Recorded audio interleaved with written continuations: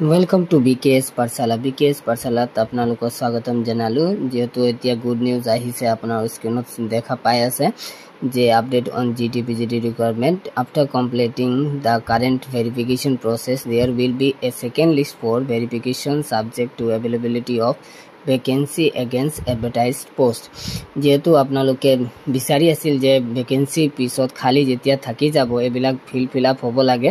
যেহেতু এতিয়া good news আহি গৈছে EM পৰা অলপ আগতে দিলেও ফেসবুকত পেজত আৰু দ্বিতীয়খন তালিকা প্ৰস্তুত হ'ব যেতিয়া খালি থাকি যাব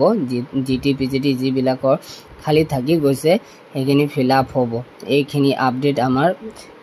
অনাৰেবল EM সাৰে দিলে অলপ আগত আৰু এটো বহুত গুড নিউজ যেহেতু বহুত মানুহে বিচাৰি আছিল যে যিবিলাকে ৰিজেক্ট হৈছে অন্তৰ জায়গাটো খালি হোৱাটো পোষ্টটো পাব লাগে হে কাৰণে এটো পোষ্টটো পাব লাগে আমি বহুত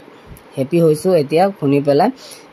এটো সবৰ কাৰণে গুড নিউজ এটো যেহেতু সবৰ কাৰণে শেয়াৰ কৰক লাইক কৰক কমেন্ট কৰক আৰু নতুন আপডেট দি থাকিব আপোনাক মোৰ চেনেলৰ পৰা